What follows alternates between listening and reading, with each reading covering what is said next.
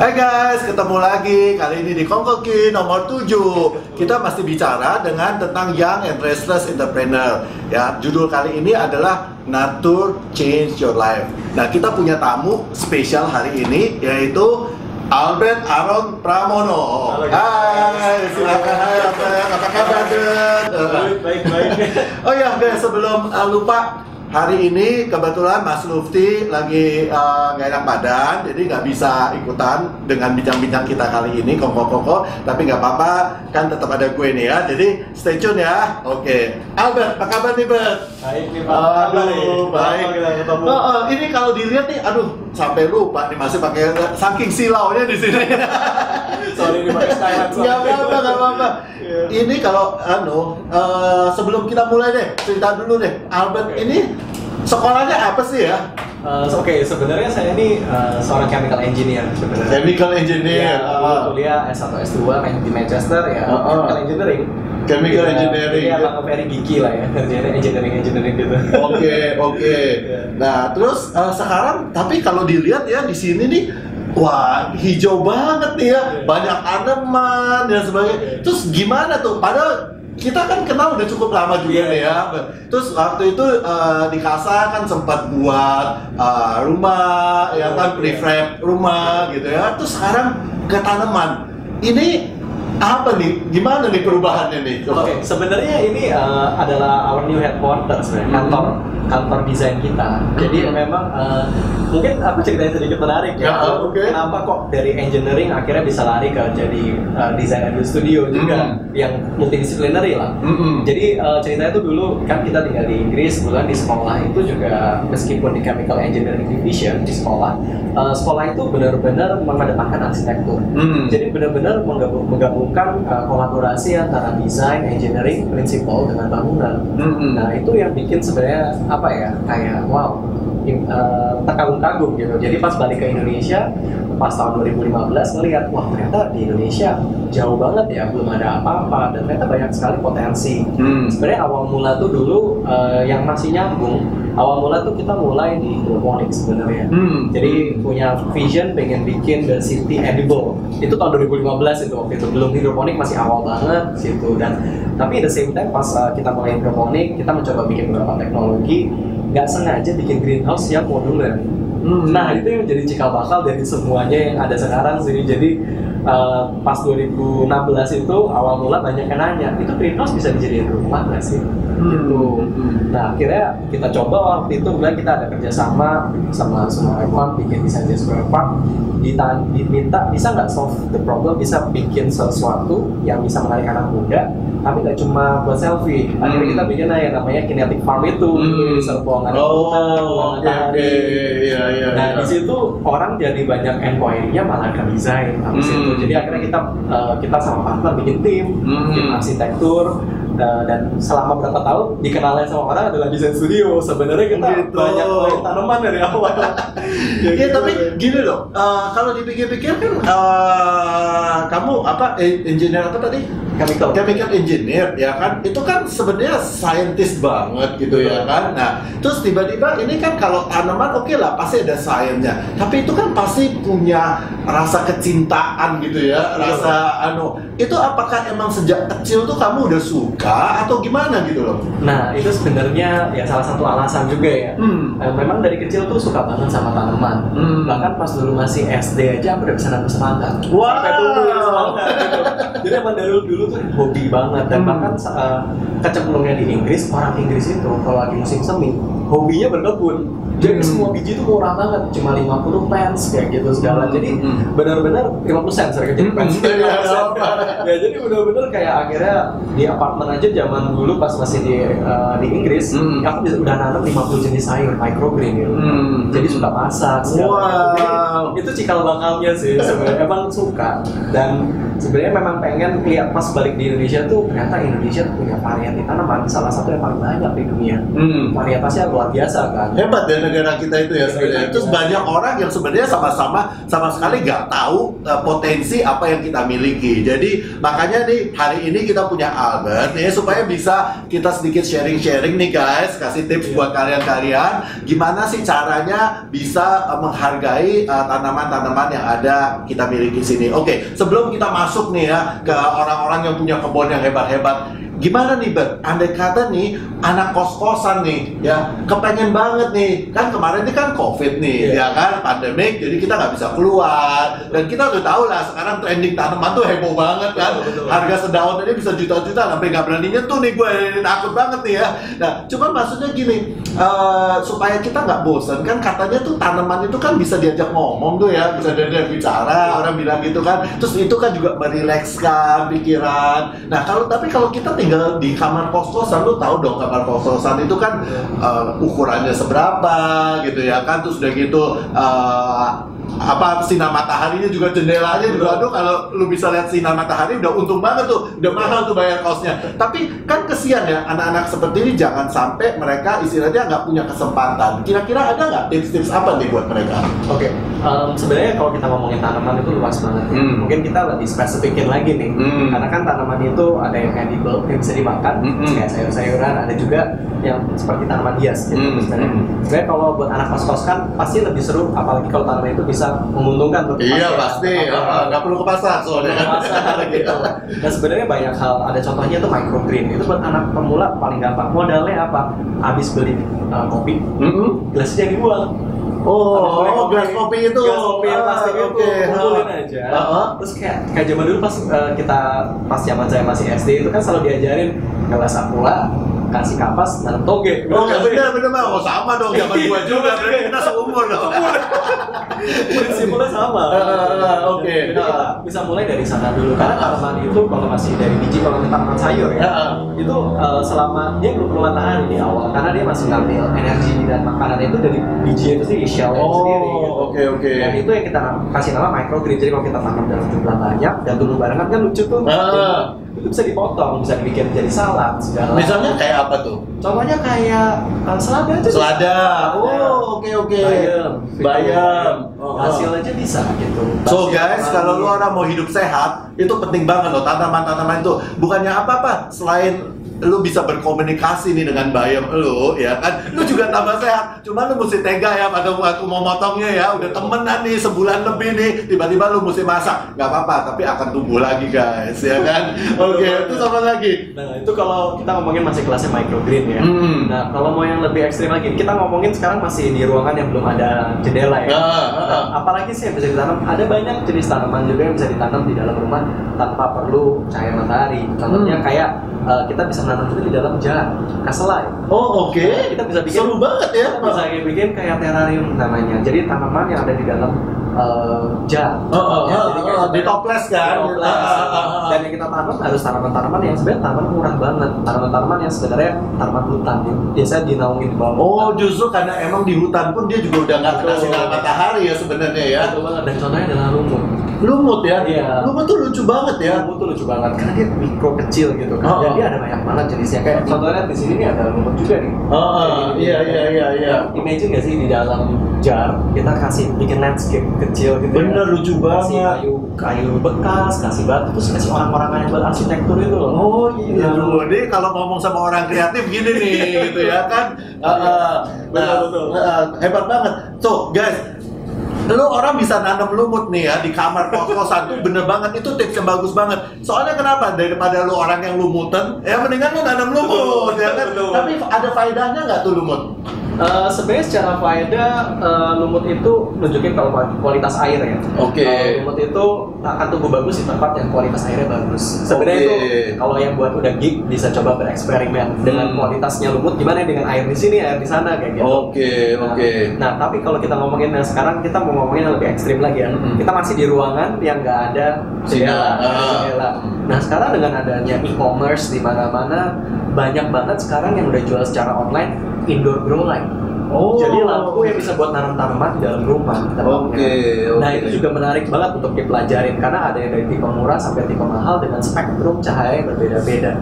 Dan itu di situ kalau kita udah punya itu, welcome to the club. Bisa tanaman apa aja bisa masuk ke dalam Terus rumah. listriknya mahal, banyak nggak tuh pemakaian listriknya? Sekarang sih udah pakai LED. Pakai LED ya? LED. Okay. Jadi sebenarnya bisa macam-macam. Mulai mau nanam hidroponik yang pakai medianya air, atau mau nanam tanaman hias ataupun tanaman sayur. Jadi itu kayak bohlam biasa atau TL atau apa gitu ya? Lu bisa ganti aja di lampu biasa gitu ya? Nah itu yang banyak orang persepsi salah. Karena dikira kan kayak di akuarium tuh, di lampu aja bisa kan di akuarium. Itu emang kalau kayak tanaman yang di air biasanya jumlah cahayanya tuh nggak terlalu banyak. Padahal sebenarnya secara kita ngomongin agak dikit ya, secara engineering lampu itu kan cahaya matahari itu kan full spectrum.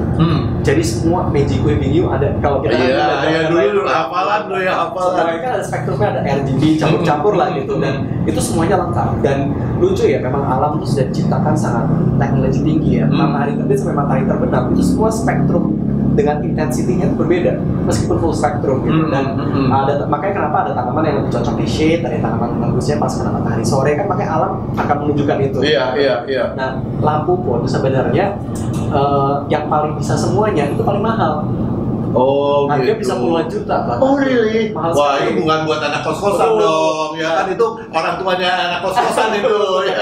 Tapi ada juga yang murah ya masih hitungannya ratusan ribu lah. Oke. Bahkan di bawah 100.000 ada. Oh guys tuh ada yang di bawah 100.000 ya, tapi lu harus milih ya nanamnya apa dulu nih, ya nggak bisa sembarangan nih. Ya oke. Terus di bawah 100.000 bisa ada Ada, tapi dia cuma satu lampu. Oh oke. Itu cukup untuk bisa menanam beberapa tipe tanaman. Contohnya kalau kita mau ngomongin tanaman-tanaman hias, ya kan orang juga suka yang tanaman hias yang bisa mengabsorb CO2 itu juga banyak kayak sansevieria, tanaman sirih gading kayak di atas ini sirih gading itu kan punya properti itu jadi dengan cahaya yang ini dia tumbuh sehat tempatnya gitu.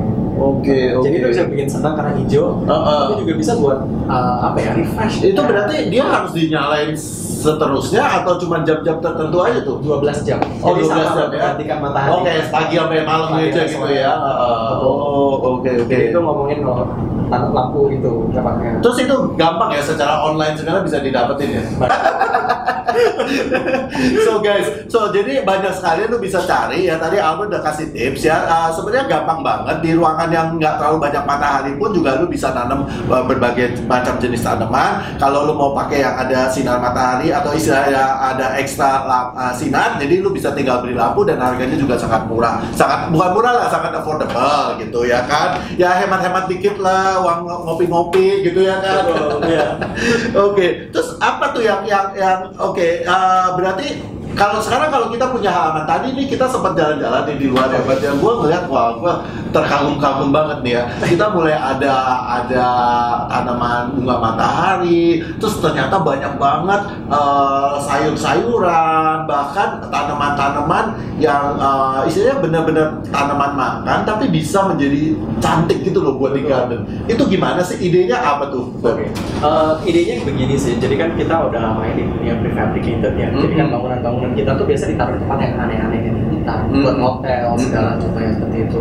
Dan rata-rata selalu ada pertanyaan kedua. Pertama, kalau di daerah terpencil tuh kan bangunnya susah.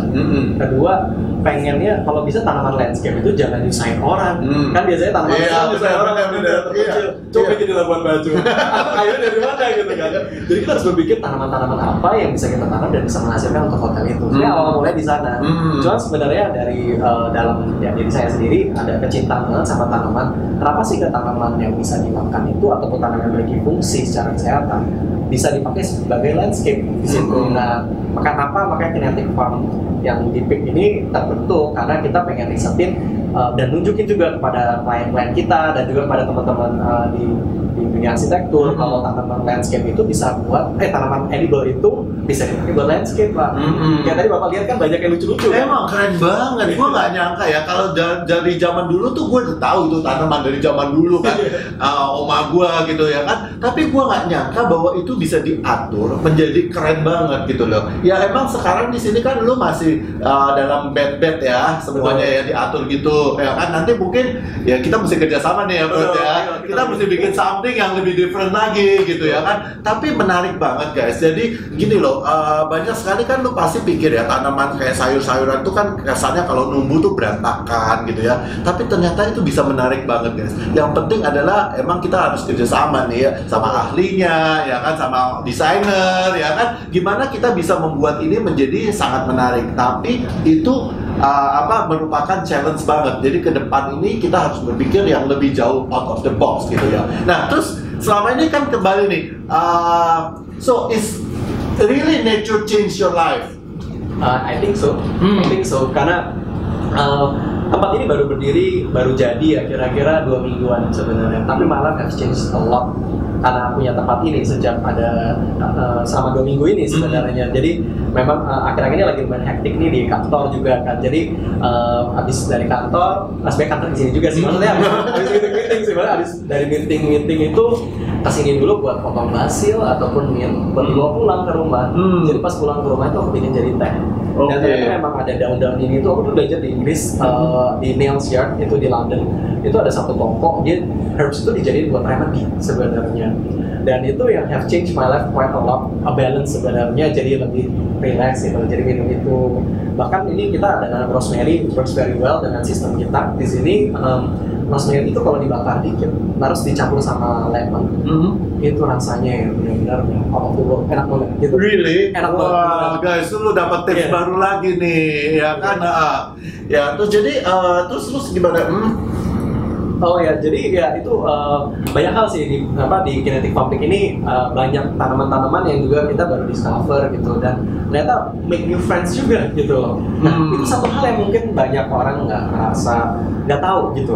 Ternyata di garden itu tempat kita bisa explore, kan banyak orang-orang kira datang pengen tahu gitu. Dan itu banyak orang pengen tahu, pengen belajar, dan akhirnya jadi teman dan jadi reguler di sini gitu juga gitu. Dan itu menarik buat kita. Jadi emang that is change our life ya. Nature itu change nggak buat diri kita sendiri ya kan, tapi sebenarnya dengan kita tiba-tiba bertemu orang baru ya kan, kita berkenalan, so jadi membuat suatu community. Terus tadi ada pertanyaan nih, katanya di mana sih ini sebenarnya? Aduh, orang pasti pengen tahu banget ya, udah penasaran kan ya. But di mana nih kita persisnya nih? Jadi persisnya mungkin bisa di Google, namanya Kinetic Farm Peak. Ini ada di Google. Ini lokasinya ada di Gulf Island. Jadi persis di jembatan yang mau arah ke Peak 2 tempatnya. Jadi kalau orang mau nanya tempat, ditanya di mananya sih di Gulf Island, tanya aja restoran Gioi. Kita persis di depannya karena kita juga ke depan ada collaboration juga sama restoran. Ya, di situ. Jadi please do come, udah buka nih kita di sini. Kita di sini pengen educate orang-orang sih di sini. Terus ada itu nggak? Lu punya program nggak, misalnya bagaimana perawatan tanaman gitu, atau cara memotong tanaman, cara pembibitan? Kan banyak orang tuh kagak ngerti juga ya. Maksudnya orang tiba-tiba hobi, tapi kan kita tahu nih selama mulai bulan Maret kali ya, bulan Maret kemarin itu kan orang tuh semua pada nanam di rumah kan, kita lihat di Insta Story, semua orang tiba-tiba bergarden dan sebagainya. Tapi yang jadi juga nggak banyak juga gitu, banyak yang ngomplain juga, katanya tanaman gua mati ya kan gitu, dan nggak numbuh, nanam timun nggak tumbuh dan apa. Nah itu ada nggak program-program gimana lu bisa mendidik orang-orang itu, terutama buat pemula deh? Nah di situ yang bikin seru di tempat ini nih, di Kinetic Farming ini kita mengusung konsep kolaborasi. Jadi kita juga ada program-program yang memang kita bikin sendiri untuk menanam, untuk panen sayur, dan juga lebih simple composting. Cuman di masa COVID pandemi ini banyak banget anak-anak muda baru yang udah fokus ke tanaman gara-gara pandemi kan di rumah, terus menjadi expert di bidang-bidang yang sangat seru. Sebenarnya ada jenis-jenis tertentu. Jadi misalnya tanaman satu tipe aja, aroids contohnya, itu ada expertnya lagi. Lumut juga ada expertnya gitu. Gara-gara COVID ini ada yang sukanya spesifik ke sini, dan itu orang-orang yang akan kita invite juga di sini. Jadi ada regular classes-nya. Nanti akan ada classes-classes yang dipimpin oleh mereka. Nanti bisa di-follow di Instagram kita di kinetic.farm gitu. Nanti bahkan ada exhibition tanaman langka. Ada nih kolektor-kolektor yang ngumpulin tanaman berjeti-jeti itu. Nanti juga ada exhibition di sini. Coba kalau tanaman yang harganya udah gitu, security-nya mengisi banyak juga ya, tuh kayak punya toko perhiasan tuh ya. Lebih mahal dari toko perhiasan. Zaman sekarang satu lembar bisa juta-jutaan. Aduh guys, gue juga kagak ngerti. Maksudnya gue senang banget ya, harga ini kesempatan nih buat kalian yang berusaha di bidang tanaman dan landscape ya menjadi baik, tapi ya logik juga dong gitu ya kan. Kalau nggak gitu masa lu gara-gara ini nggak makan sebulan ya kan, gaji semua dibuat beli tanaman terus mati lagi dia tuh, bayangin ya kan. Nah kayak gitu. Terus gimana cara perawatan tanaman yang mudah itu gimana sih? Karena kan nggak semua orang ya, tetap lah kan ada yang bekerja dari rumah, tapi kan tetap aja yang harus pergi ke kantor ya kan. Nah terus ada yang tetap masih harus traveling. Itu kan paling repot tuh kan kalau traveling tuh ya, pergi 3 hari, 4 hari. Terus gimana tuh nasib tanaman? Nah gitu, lu ada nggak tips-tips gimana sih perawatan tanaman yang mudah itu? Oke, sebenarnya kalau kita bilang begitu agak susah untuk dijawab, karena setiap tanaman itu punya karakter yang berbeda. Nah yang paling penting sebenarnya ini saya bukan paling expert tanaman ya, banyak teman-teman lebih expert. Cuman dari pengalaman saya sendiri, tanaman itu kita harus beli sesuai dengan kesibukan kita juga. Jangan beli tanaman yang perlu disiram tiap hari, kena matahari. Kalau kita tinggal di apartemen yang udah nggak ada matahari, tiap hari nggak di rumah gitu. Jangan beli. Itu kayak lu salah cari pacar tuh guys. Pacar lu kagak suka makan apa, lu sukanya makan apa gitu, tiap hari berantem dulu ya kan. Wah iya bener. Jadi harus milih yang tepat. Nah paling tepat apa? Datang ke toko tanaman, kasih tahu kita nih perginya setiap hari, cuma 2 hari sekali di rumah. Rumah kita ngadepnya matahari cuma datang jam 5 sampai jam 6 sore. Balkonnya cuma 50 cm. Kayak gitu, kasih tahu semua itu penting banget untuk dikasih tahu. Jadi kalau beli apa, maksudnya lu mau usaha, bukan usaha, maksudnya lu pengen nanam, lu mesti cari yang benar-benar sesuai dengan kepribadian lu dan kebutuhan lu ya kan. Jangan ikut-ikutan gara-gara temen lu bilang ini lo bagus gitu kan, lu ikutan beli ya. Udah beli, temen lu punya tambah subur, lu punya mati ya kan. Kan kesian banget gitu. Jadi emang benar ya, kita harus cari yang sesuai dengan situasi keuangan kita dan habit kita ya kan. Makanya kayak terus terang ya, kalau gua kan nggak punya pets ya, maksudnya nggak punya anjing, nggak punya apa, karena gua juga sering pergi-pergi ya kan. Gua juga bayangin kalau tiap kali gua pergi-pergi terus gua mau nitip orang kan, harus bawa kemana-mana kan repot banget. Jadi makanya mendingan gua nggak usah deh daripada bikin susah ya kan gitu. Tapi ada banyak cara juga Pak. Kita kan di dunia arsitektur banyak orang pengen tetap rumahnya cantik meskipun ditinggalin gitu. Sekarang udah banyak sistem, dan salah satu yang itu adalah sistem kayak drip irrigation contohnya. Jadi kita udah pastikan udah ada otomatisasi gitu. Jadi setiap tanaman yang kita mau itu udah ada selang-selangnya di sana. Jadi itu berarti untuk yang mereka yang punya kebun dong ya. Yang punya kebun. Di dalam rumah juga sama. Oh, dalam rumah juga bisa. Kan udah banyak, kita kalau ngomongin ini mulai agak geeky nih topiknya. Kayak Amazon Sphere ya, atau kan Garden by the Bay itu kan kayak semuanya hijau banget, tapi kok kesannya nggak ada orang gitu. Itu udah pakai sistem juga, dan di dalam rumah bisa juga. Nah, mungkin ada yang grow light, ada vertical wall, itu contohnya seperti itu. Wah keren banget ya itu ya. Ada pertanyaan guys? Belum ada pertanyaan? Oke. Terus gini, sejak pandemi ini ya kan, itu ada nggak peningkatan? Lu punya peningkatan, lu usaha jual ini udah sejak kapan sih sebenarnya? Sebenarnya usaha ini tuh sebenarnya untuk pelengkap sebenarnya. Karena kita utamanya memang tetap di design and build studio kita. Cuman memang banyak inquiry akhir-akhir ini tuh untuk rumah yang mau dilengkapin sama, ataupun retail space-nya dilengkapin sama tanaman. Dan juga malah ada ikan cupang segala lucu-lucu gitu sih. Karena mungkin juga kebutuhan ya, karena sekarang rata-rata banyak juga di masa pandemi restoran udah nggak mau lagi punya ruangan di dalam. Ruangan di dalam jadi minimisasi, semua di luar gitu. Kalau di luar kan nggak mungkin semuanya cuma kayak apa, cuma lantai doang kan nggak mungkin, harus mau dilengkapin macam-macam. Dan itu yang menjadi kadang pengen juga dilengkapin hal-hal seperti itu. Terus gini loh, kan lu nawarin nih ceritanya jasa ke orang ya kan, oke kita bisa bikin garden yang begini-begini gitu ya. Terus apakah lu punya tempat pembibitan sendiri gitu? Di sini karena kita emang utamanya kita, meskipun kita punya ada expertise di tanaman, tapi memang kita kan design studio sebenarnya. Jadi kita juga banyak rekanan teman-teman yang emang fokus di bidang tanaman dan punya nursery. Jadi kita saling support deh, daripada semua mau dimakan sendiri ya. Iya, nah itu kan yang waktu minggu lalu tuh key point-nya adalah collaboration ya kan, kolaborasi ya. Jadi emang memang ke depannya kita harus banyak sekali berkolaborasi. Tadi gue sempat dengar lu sempat ada ngomong petani, ceritain dong apa tuh, gimana? Lu membantu para petani, jadi maksudnya bekerja sama dengan para petani. Betul, jadi kita ada beberapa petani, kita udah latih, karena kan sekarang kita juga punya urban farm ada beberapa, satu lagi di Serpong. Jadi kita juga banyak hire petani-petani yang selama ini kan penghasilan mungkin dari bunga potong kan sekarang lumayan mati ya. Iya. Ada yang itu. Jadi kecuali kirim ke orang duka aja. Masih banyak tuh yang kirim orang duka ya kan. Gara-gara pandemik banyak sekali kejadian itu. Tapi kalau party-party udah nggak ada kan, wedding nggak ada, ya pesta-pesta udah nggak ada, tunangan nggak ada, ya emang susah ya bunga potong. Oh jadi dengan itu lu kerjasama nih ceritanya ke mereka. Jadi kita juga udah mulai, ya ini kan toko sebenarnya untuk kayak ngajak orang ya sebenarnya. Tapi di luar itu di project-project kita pun kita udah banyak coba aplikasiin, dan kita juga mulai ke depan komitmen ya bantuin orang-orang lah sebenarnya yang lebih kecil, tanaman-tanamannya kita ambil untuk bisa itu juga sih. Dan sebenarnya teman-teman yang punya toko tanaman rata-rata juga semua melakukan hal yang sama, membantu petani-petani. Dan sebenarnya sekarang petani-petani juga banyak yang udah pintar juga sih sebenarnya, media segala, tapi tetap nggak semuanya. Jadi kita ya ingin support lah, dimana kita bisa. Karena sebenarnya kan itu suatu circle ya, suatu siklus ya kan nggak bisa lu semua pegang sendiri. Ya kan petani juga mau langsung jual sendiri. Bisa sih bisa, tapi sebenarnya memang kalau kita masuk di dalam satu siklus itu kan akan lebih baik ya, saling mensupport satu sama lain. Kita juga nggak bisa dong mau semuanya nanam sendiri, pembibitan sendiri, nggak punya waktu mesti bayar orang sekian banyak. Kenapa nggak kita menggunakan apa yang sudah ada? Jadi apapun juga yang kita kerjakan ya, simbiose mutualisme itu penting banget ya. Kita harus saling memikirkan bahwa sebenarnya kan ada ekosistem yang sudah ada, ya kan tinggal kita menata rantainya, menyambung rantainya, benar kan? Kita nggak meng-create a new ekosistem lagi gitu kan? Just supporting the current one sebenarnya. Jadi itu penting banget sih.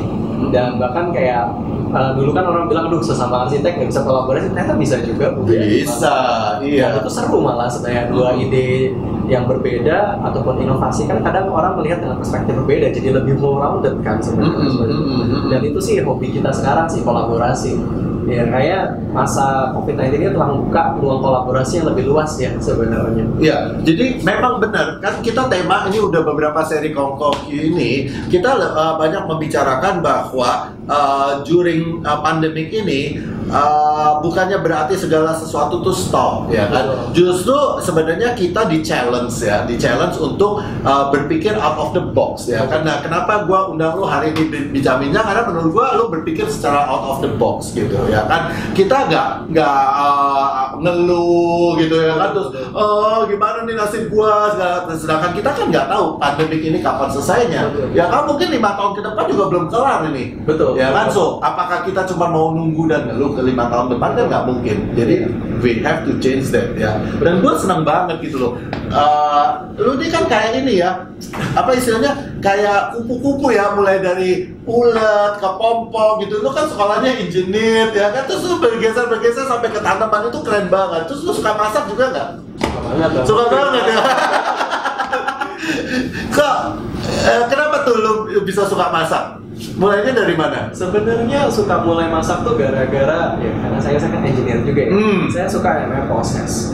Jadi proses sesuatu berubah menjadi sesuatu. Itu senang banget saya ngeliatnya kayak gitu. Ataupun sesuatu bisa punya impact pada sesuatu yang lain. Nah, salah satu hal yang paling saya suka itu dulu awal mula suka masak tuh gara-gara itu tanaman sebenarnya. Nah, tanaman tuh banyak banget jenisnya. Nah, jadi dulu tuh ceritanya gini nih, cerita lucu ya. Ya kan dulu anak kos-kosan ya. Meskipun kuliahnya keren nih. Tapi tetap sama kan? Sama gue juga dulu sekolah gitu kok. Setiap sen itu berharga banget gitu. Nah, kebetulan dulu di depan apartemen kita aku tinggal itu ada satu mobil. Mobil itu bawa kan di Manchester tuh dikelilingin sama daerah pertanian. Nah, mobil ini itu ngambil harvest of the day selalu. Dan harganya paling murah dari seluruh Manchester di kota itu. Dia paling murah. Kalau orang lain jual apel satu pack itu bisa sampai sampai 3-4 pound sterling, dia cuma 1 pound sterling. Tapi memang ukurannya beda-beda.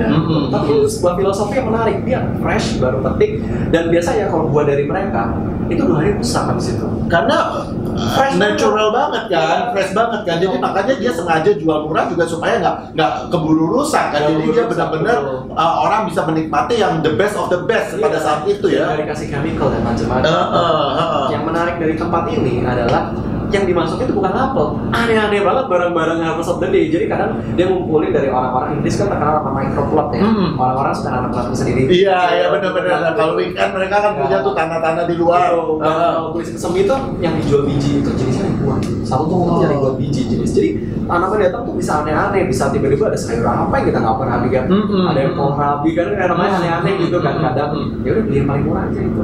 Yang hari gitu kan emang ya ini lah ya ceritanya pengen aja ya udah biar lebih hemat, bisa beli buku, bisa beli yang lain.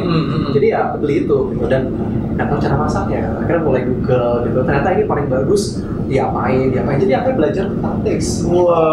Taste itu nggak cuma itu aja ya. Gitu tuh. Jadi memang itu yang menjadi cikal bakal awalnya suka masak. Dulu tuh nggak bisa masak sama sekali, sukanya tanaman aja. Tapi gara-gara ngeliat sesuatu yang gitu, aduh ini murah dan pengen bikin sesuatu nih. Ya udah akhirnya coba bereksperimen dan ternyata itu jadi kebawa sampai sekarang sih gitu. Dan sebenarnya ya itulah yang menjadi persepsi kita sih, kayak bagaimana dari end to end gitu. Wah kalau ngomong-ngomong kayak gini nih ya, gue punya ide nih.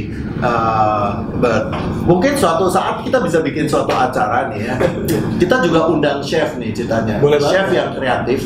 Gue kepengen banget bikin acara gimana ya dari bahan-bahan yang petani kita itu paling basic lah istilahnya ya, yang murah, basic dan sangat berlebihan produksinya, tapi bisa dibuat menjadi sesuatu yang menarik secara taste, secara bentuk. Jadi bagaimana kita mengupgrade istilahnya makanan-makanan, bahan makanan yang sangat istilahnya buat kebanyakan orang adalah murah banget deh. Betul. Ya, keren nggak tuh acara? Itu keren banget. Ya, pas banget tuh. Ya, kita mesti bikin tuh kayak gitu dan lu juga mesti masak supaya kita bisa tahu masakan lu kayak apa gitu. Gue udah sering masak nih, saya lihat nih. Kalau gue sih mah hobi aja, emang dulu gini, enggak lah, jangan ngomong, bukan acara gue loh guys, acaranya Albert. Dia pintar banget nih ngalahin pertanyaan, lu tak tahu gue yang cerita lagi ya kan. Oke, nah terus gini, kita kan sempet juga ngomong setelah sekian lama nih ya kita waktu itu nggak ketemu, terus tiba-tiba kita ketemu, kita ngomongin mengenai jamur. Nah iya itu iya kan, nah keren banget tuh. Nah gimana tuh, lu punya ide ke jamur tuh apa tuh? Oke, jadi mungkin cerita singkatnya dulu ya, karena kan ya saya seorang chemical engineer, saya selalu suka sesuatu yang solve problem. Jadi emang full roundednya ke sana gitu. Jadi everything based on problem solving. Sebenarnya pas COVID kemarin itu kita ngelihat ada satu problem, yaitu adalah sebelum COVID aja, karena kan kita di dunia arsitek itu senang lihat space ya. Iya. Pas sebelum pre-COVID aja ada 1 juta meter square empty office space sebenarnya di Jakarta. Dan ternyata pas post-COVID, begitu PSBB pertama belum langsung 2,5 juta meter square. Jadi itu ada datanya yang kita juga lihat, bisa dicek di internet juga. Emang sekarang ini adalah office renting space yang termurah, yang terendah loh. Betul, di seluruh dunia. Iya, karena semua office tuh kosong, orang kan kerjanya di rumah. Ya kan, dan tanaman menjadi yang termahal. Kembali tanaman lebih mahal dari komputer. Nah itu tuh yang jadi cikal bakal sebenarnya. Dan kebetulan kita juga satu hal lain adalah kita suka banget sama tanaman, dan kita melihat ternyata pas pandemi itu banyak banget hal yang terjadi, kayak stok ini tiba-tiba habis di kota, kayak gula. Bener, gula, tepung, itu kan semua orang pada baking juga kan. Sayur habis semua. Sayur, soalnya orang di rumah masak gitu. Dan kita udah melihat ada cultural shift. Ke depan orang udah mulai suka organik. Kemarin kita ngeliat Naughty by Nature, KFC baru buka langsung heboh kan orang juga kayak gitu. Dan ternyata menggerakkan vegetarian segala, ternyata di saat berbarengan kita bisa bilang ya Indonesia tuh maju 5 tahun sebenarnya. Persepsinya juga mulai suka sepedaan, suka tanaman, dan juga mulai suka makan di rumah. Udah kayak di luar negeri kan. Benar. Dan kita lihat apa sih yang kita bisa coba solve. Jadi dari tim kita coba mikir bareng. Selalu again back to the topic adalah bagaimana kita bisa solve problem di kota. Bagaimana kita bisa solve problem space yang kosong banyak banget, tapi di same time bisa solve food shortage. Nah kebetulan memang di Akosa sendiri company kita ini kan kita punya Kinetic nih sebagai software educationalnya. Kita dari tim Kinetic waktu itu sempat mention kenapa nggak kita coba jamur. Awal mulanya nggak ada kepikiran kemana-mana, tapi karena ya kita orangnya agak gila-gila ya, kita gabungin sama teknologi waktu itu. Kita kan punya company yang bisa ada teknologinya juga, jadi ada rekanan-rekanan. Kita coba kembangin IoT waktu itu. Iseng aja, gimana ya kita bisa nggak sih nanam jamur di kota? Waktu itu impossible karena jamur itu kalau di kota tuh ada pollution, cuaca terlalu panas, nggak lembab gitu. Nah, jadi kita dari tim engineering kita gabung sama tim arsitektur, timnya kita di kantor. Gimana estetiknya harus bagus, bisa fill space, dan akhirnya muncullah ide bikin indoor farming jamur tiram di kota dengan sistem teknologi IoT, Internet of Things. Bahkan kita ada lagi ngembangin bagaimana. Apa tuh teknologi IoT itu apa tuh? Oke, IoT. Ya itu mungkin hal baru, tapi juga udah nggak baru sebenarnya.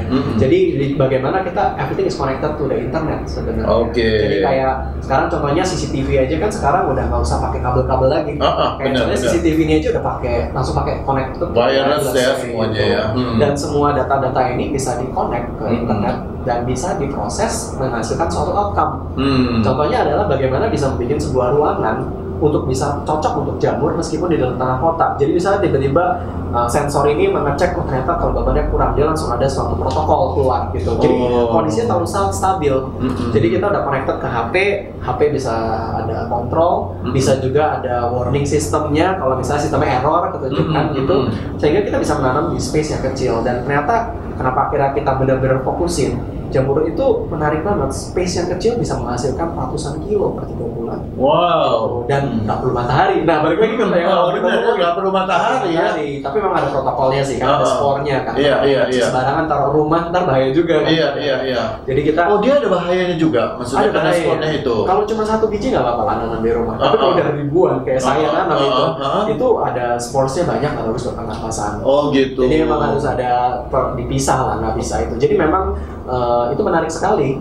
Dan sebenarnya jamur itu kan juga salah satu makanan yang lagi dicari orang sekarang. Bisa dijadiin MSG, jadi macam-macam. Jadi memang karena dia pengganti protein juga sebenarnya. Ya kan proteinnya tuh tinggi banget ya. Bapak dicoba kan? Iya, gue enak banget. Guys, lu pernah lihat kan gue punya Agi Live ya, Agi TV ya waktu itu gue masak tuh jamur. Ini dari Albert ini tuh guys jamurnya tuh, wah, super delicious. Ya. Soon will be out. Soon will be out. Jadi kita benar-benar bentar lagi udah bakal launching itu. Oh, oke. Itu kan masih preliminary nih, Bapak dapat pas masih kita riset di awal.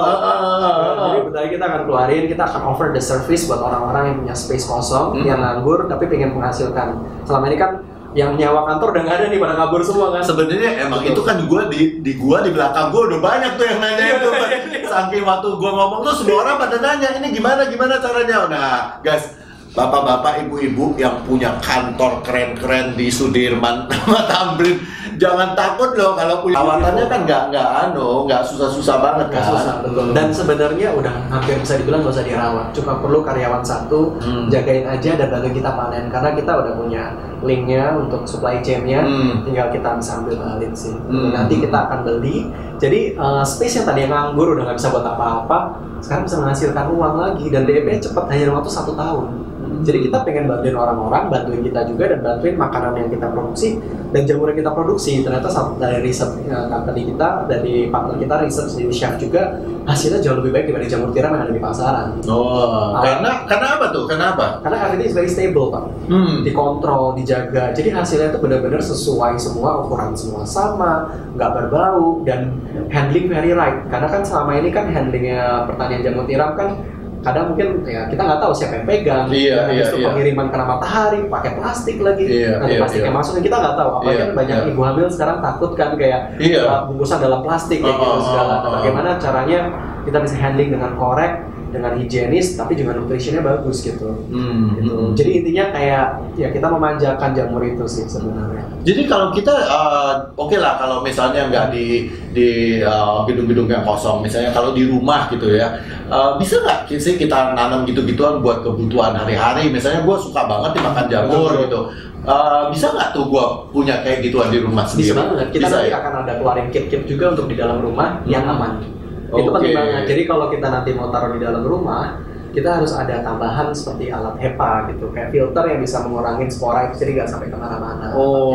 Dan dia harus di ruangan tertutup terpisah. Ruangan tertutup terpisah. Kira-kira berapa luas sih yang lu perlu minimal gitu loh ruangannya? Sebenarnya sekecil cuma selemari AC-nya aja udah cukup. Selemari AC juga udah cukup. Oke. Itu paling kecil lah. Biasanya kita nggak usah jauh-jauh kayak beli tanaman kan bisa beli satu diri. Langsung juga jadi satu hutan di rumah gitu. Jadi so buat kalian-kalian yang punya rumah ya, yang daripada gudangnya berisi yang enggak ya kan, apalagi zaman sekarang kan kita udah nggak pergi-pergi tuh ya, pasti wardrobe lu udah berlebihan tuh, sumbangin aja, terus ruangannya dijadiin tempat buat nanam jamur ya kan, menghasilkan juga, terus hidup menjadi lebih sehat ya kan, lu juga nggak makan-makan di luar ya kan, terus bisa belajar berbagai macam resep lagi ya kan, wah keren banget nih bisa buat usaha loh Pak.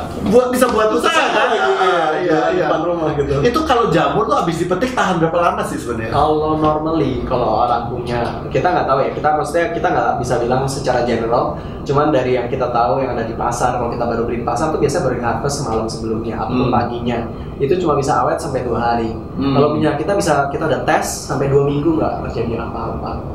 Karena the sterile condition yang kita itu lakukan sih tempatnya. Jadi lumayan menarik sih. Kan orang-orang bilang biasanya peternakan, apa sih namanya, peternakan apa perkebunan sih jamur ini sebenarnya? Pertanian ya. Pertanian ya. Aduh, gua arsitek sih bukan ahlinya jadi salah nyebutnya. Pertanian jamur ini kan kebanyakan katanya tuh di daerah Bogor ya, daerah yang lebih tinggi, yang dingin. Nah sekarang kalau kita di Jakarta tuh lu gimana ngatur suhu udaranya? Jadi kita udah pakai kontrol sistem di server online kita. Sebenarnya udah hampir menuju AI sih, artificial intelligence. Jadi yang bisa learning kan, jadi kayak machine learning gitu. Jadi tiap hari dia learning kondisinya begini. Kita kan juga jot down data hasil panennya berapa sih per hari. Nanti dia bisa optimisasi sendiri begitu tepatnya. Jadi ya, welcome to the 2.0 4.0 ya Pak. Jadi lu nggak perlu mendinginkan udara gitu. Nah itu enaknya jamur. Jamur itu nggak perlu dingin. Jadi yang lu atur hanya kelembapannya aja. Banyak hal sih Pak. Jadi ada formulanya nih Pak, secretnya company kita. Jadi nggak cuma kelembapan. Memang kesannya cuma kelembapan, tapi ternyata ada banyak faktor lain yang sangat penting. Makanya kita ada tambahan LED, ada macam-macam di dalamnya. Bahkan ke depan ini juga ada nutrition ternyata. Nutrition yang diperlukan. Kita lagi coba kembangin gimana sih mistingnya harus berubah segala seperti itu sih Pak. Jadi seperti saya bilang di awal Pak, tanaman itu ada karakternya ya. Sama kayak punya pacar, punya istri ya. Benar. Punya anak aja harus belajar kan. Kayak gitu. Jadi emang ada karakter harus kita ngerti agar dia bisa optimal. Terus ngomong-ngomong, kan belum lama ini lu masuk nominasi Genti nih. Yang ini siapa? 400 orang dari seluruh Asia, kan lu salah satu yang mewakili Indonesia. Gimana tuh rasanya tuh? Aduh, rasanya beban berat. Rasanya kenapa beban berat? Seneng ya, tapi bisa ya very happy Pak. Thank you juga for the chance. Maksudnya mereka pas kita yang itu kan ada Skype ada Zoom bareng ya. Saya ngeliat listnya, aduh beneran ya, serem sendiri.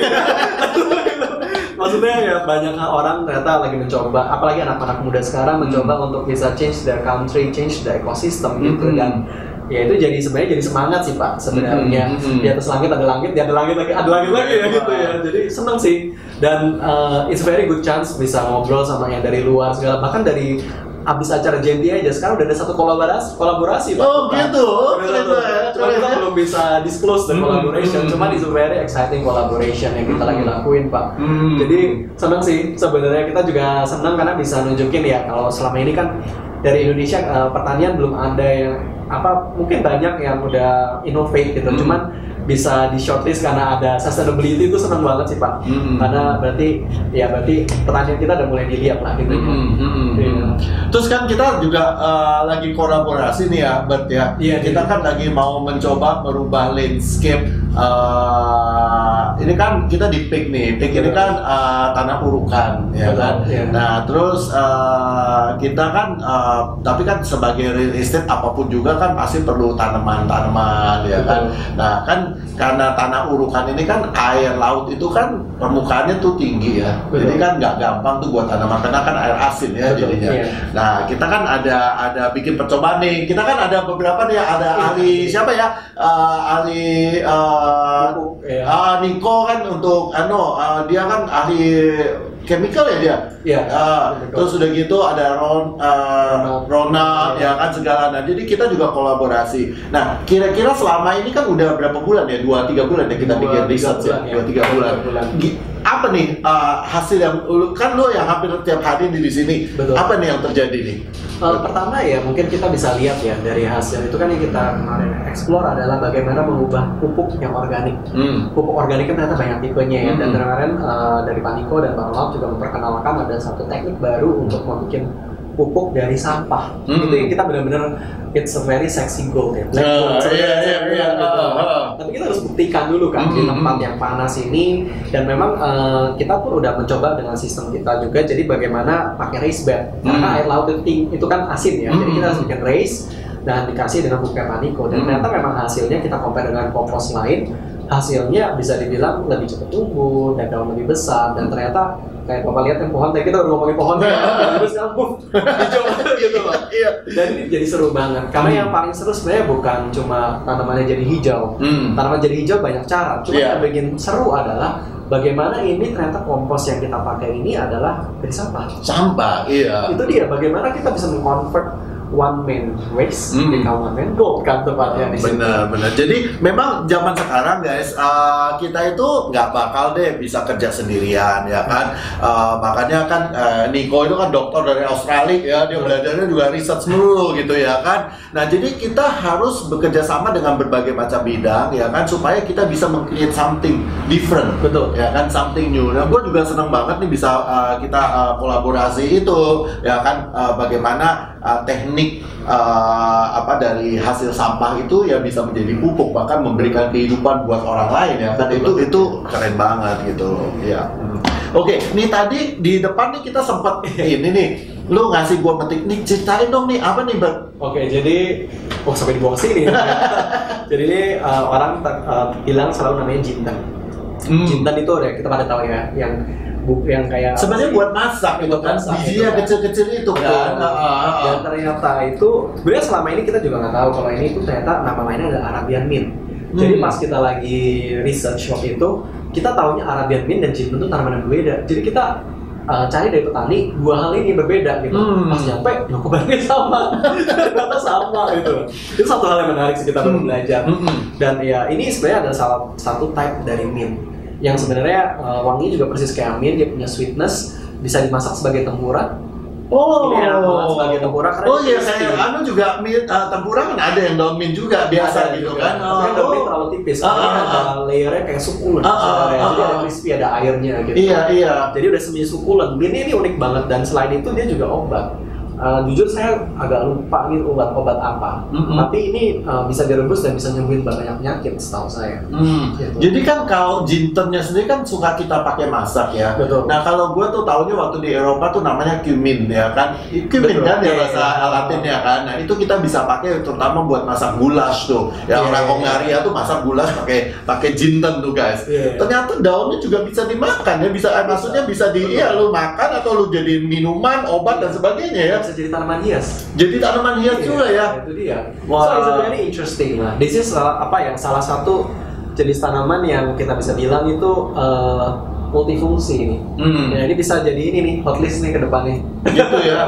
Terus tanaman apa lagi nih yang menarik menurut lu yang orang jarang ngelihat gitu, atau tadi gue juga ada ngelihat itu ya, bayam merah ya. Nah bayam merah tuh. Nah banyak orang tuh nggak tahu ya kalau bayam merah sama cengger ayam kayak cengger ayam itu bisa dibilang hampir sama, masih satu genus kayaknya. Oh really? Gue baru tahu loh. Itu dia gede dan mau jadi bunganya persis banget kayak cengger ayam, warnanya tapi ungu. Kalau bayam hijau, warnanya hijau gitu, cenggernya gitu. Nah, jadi it's very interesting. Pas udah gede 11-12 bentuknya. Cuman memang selama ini kan orang tahu udah seikat di toko kan. Biasanya enggak, dia tumbuh satu-satu. Memang dia persis banget cara tanamannya itu. Nah kalau ngomongin tanaman yang paling unik di sini, salah satu yang saya suka Semuanya unik ya kalau nggak di sini. Cuman kalau dibilang unik banget itu ganyong.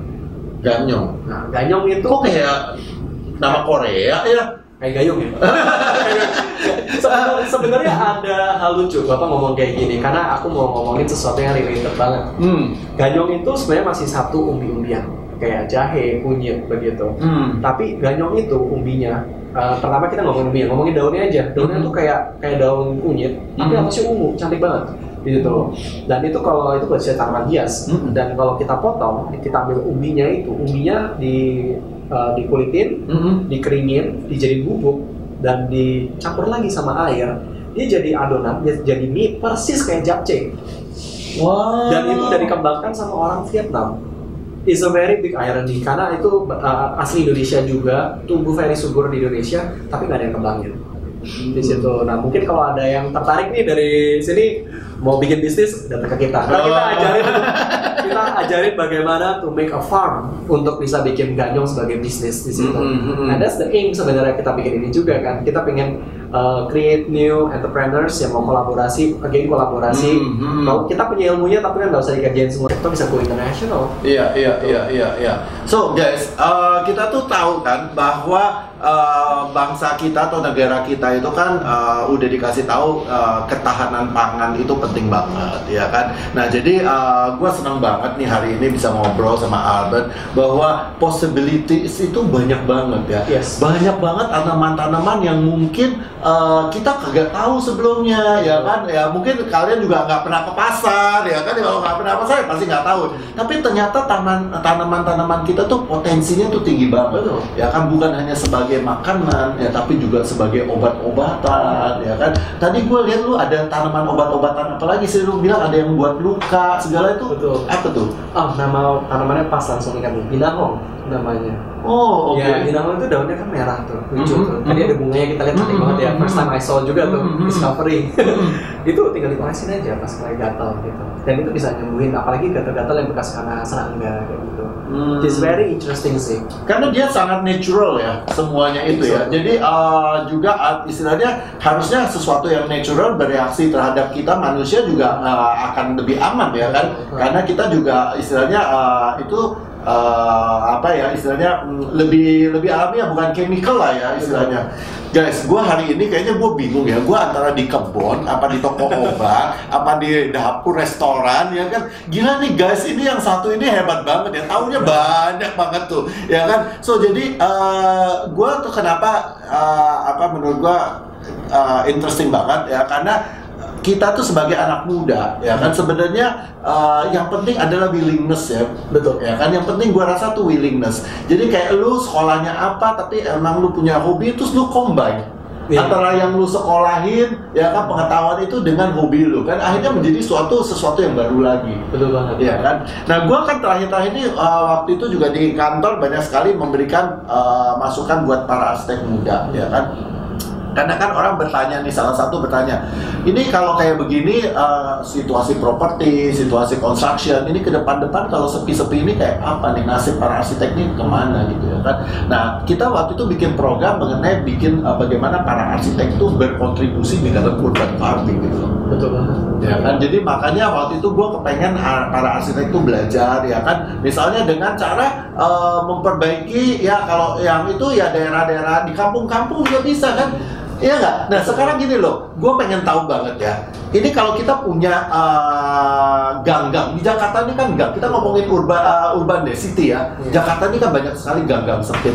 Lo punya tips nggak gimana sih caranya supaya ibu-ibu, orang-orang istilahnya orang-orang yang hidupnya nggak terlalu susah nggak terlalu gampang ini gitu, karena dia tinggal di daerah sempit-sempit tuh bisa ikut produktif di dalam tanaman. Kira-kira apa sih tipsnya?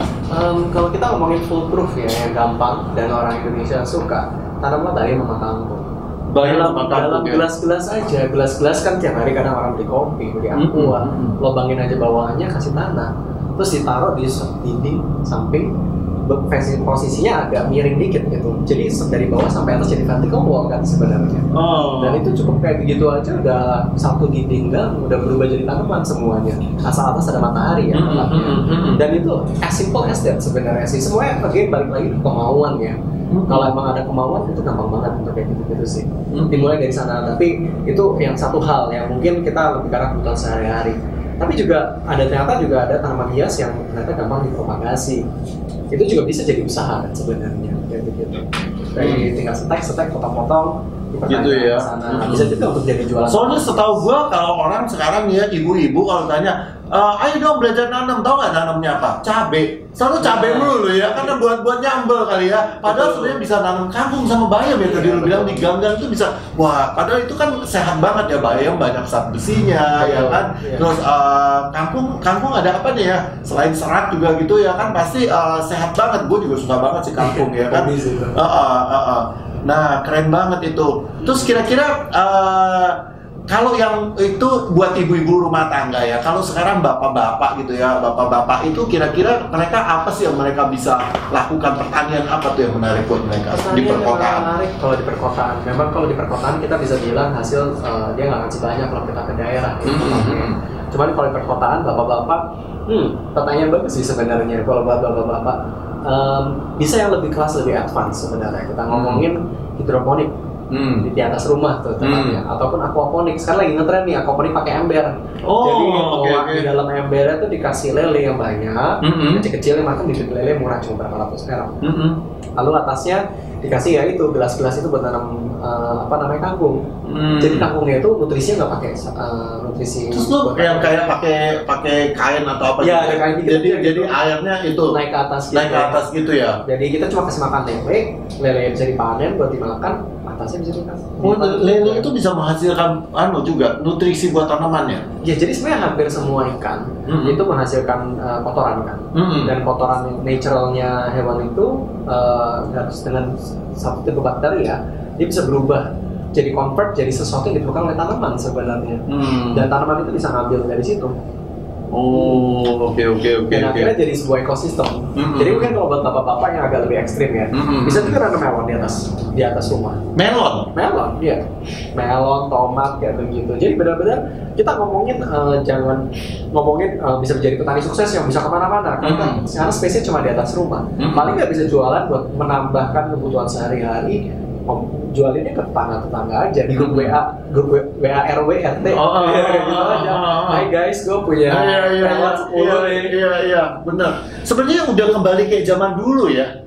Atau kayak di Eropa sebenarnya di pedesaan masih kayak gitu ya. Mereka tuh jual kan begitu panen taruh aja di depan rumah gitu kan, taruh meja taruh depan rumah terus orang lewat beli ya. Dan itu hasilnya fresh banget sebenarnya ya. Betul, dan bukan cuma fresh secara tanaman dan secara keuangan. Ngobrol lagi bertetangga. Benar. Kapan lagi? Iya. Itu jadi build up sebenarnya budaya kita kan. Budaya kita tuh kan saling ramah satu sama lain. Betul. Ya kan saling berbincang-bincang. Nah, itu yang sekarang kan orang di perkotaan besar kayak gini suka udah lupa ya. Sebenarnya bahwa kita tuh adalah manusia yang sangat sosial ya kan. Bahkan kalau di daerah sini mungkin daerah perumahan gini nih bahkan nggak tahu nih tetangganya siapa. Betul. Ya kan udah 10 tahun juga nggak tahu. Tahunya pas anaknya mau main sama-sama itu ternyata pacarannya sebelah-sebelahan gitu ya kan. Oh, calon besan gua di sebelah gitu ya kan. Nah, kayak gitu kejadian tuh ekstrim banget nih di Jakarta kayak seperti ini. Nah, iya emang bener. Nah, jadi kira-kira yang gua pengen tahu juga tips apa nih yang lu bisa berikan buat anak-anak muda kita nih generasi ini kan lu sebagai mewakili generasi muda. Umur lu berapa sih nih? 29. Wah, sama dong kira-kira, nggak beda jauh deh kita. Beda 1-2 tahun aja. Masih 30 tahun. 1-2 dekade ternyata guys. Oke, berarti kan lu masuk generasi yang sekarang ini adalah usia produktif nih ya. Nah, kira-kira buat adik-adik nih ke depan yang masih 22, 18 sampai 22 nih apa nih tips lu buat mereka nih? Tips paling penting sih buat yang udah menjadi life experience ya, apalagi umur 29 itu di tahun 2020 itu adalah tahun yang paling beruntung sebenarnya. Karena kita sempat ngerasain dulu nggak pernah pakai pakai gadget sampai sekarang tiba-tiba semua gadget gitu kan. Itu nasihat penting banget buat kita semua ya kan. Hidup itu ya itu selalu kita ngomong di atas langit masih ada langit ya kan. Jadi sesukses apapun juga jangan sombong ya kan. Nah tapi mungkin juga key yang penting adalah seberapa jauhnya kemajuan teknologi ya, seberapa hebatnya dulu teknologi, lu tuh tetap nggak akan pernah bisa terlepas dari alam, nature. Betul. Ya kan, jadi makanya kita harus ada balance. Sebelum gua tutup, gua pengen tahu nih, tadi lu nawarin gua ada minuman nih. Nih orang hebat banget, dia bikin lagi nih minuman something nih. Ceritain dong dikit nih, apa nih? Enggak, iseng aja sih, karena dulu kan pas ke Thailand gitu ya. Orang Thailand, atau kan dulu kan aku sempet SMA di Singapura. Kalau di Singapura tuh kalau di MRT station itu orang jual minuman herbal banyak banget. Ada rosella, ada ini karena ada fungsi-fungsinya gitu. Oh iya, gue suka banget tuh, bener. Bener. Terus yang dituang-tuang gitu kan, bener. Gue suka banget. Itu ada, jarang banget gitu loh. Jadi aku pikir ya udahlah, kenapa nggak bawa kebiasaanku dulu, bawa ke sini. Terus ya karena orang kan kadang bedain yang celah atau nggak gampang, kasih aja bunga yang asli di sini. Dari hasil rebusan. Jadi ya ada beberapa. Ya, kalau kesini bisa cobain, bukan promosi ini. It's very natural, kita suka aja sih, very happy. Dan bunga bisa dimakan lah ini. It's okay dimakan. Iya. Krisan, bunga krisan sih. Kan ya? Iya, bunga krisan sama gula aja sih. Terus lu tadi ada tipe lain lagi apa? Rosella. Damascus Rose, Pak. Oke. Ini ada anunya nggak sih? Khasiatnya apa nih? Sebenarnya khasiatnya Chrysanthemum tuh sama kayak Lokanko ya, mendinginkan ya. Simple sih sebenarnya dia, nggak boleh buat ibu hamil, saya baru tahu. Oh gitu. Nggak boleh mendinginkan perut soalnya kan dia. Oh iya benar, bayinya kasihan nanti mesti selimutan dia.